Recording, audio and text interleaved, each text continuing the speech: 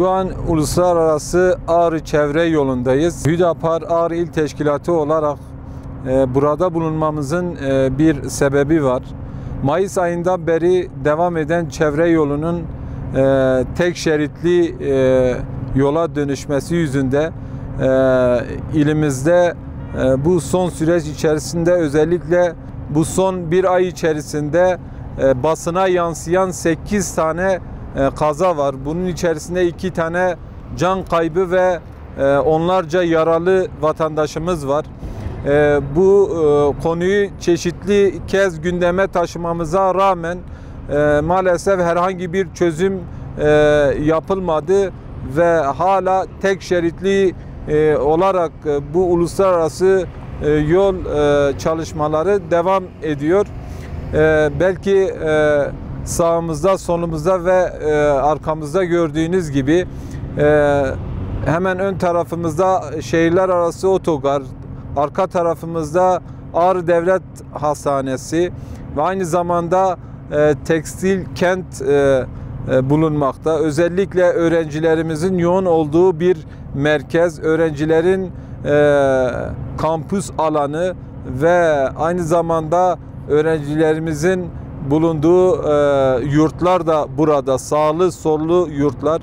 Özellikle öğrenciler okul saatlerinde gidip gelirken ciddi kazaların meydana geldiğine şahit olduk. Hala şu an yoğun bakımda yatan üniversite öğrencilerinin olduğu bilgisi var elimizde.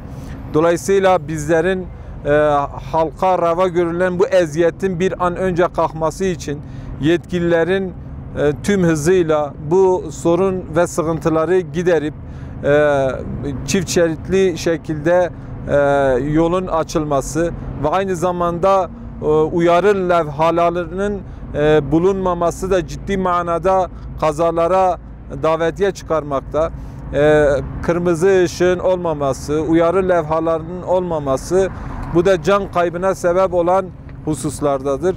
Biz özellikle alanda yapmış olduğumuz çalışmalar çerçevesinde sanayi bölgesinde, Fırat Mahallesi'nde ve özellikle hastane ve otogara gidip gelen, aynı zamanda öğrencilerin bu manada ciddi sıkıntıları ve sorunlarının olduğunu tespit ettik.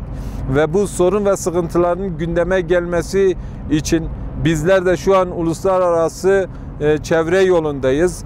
Ve sizler de gördüğünüz gibi yoğun bir trafik var.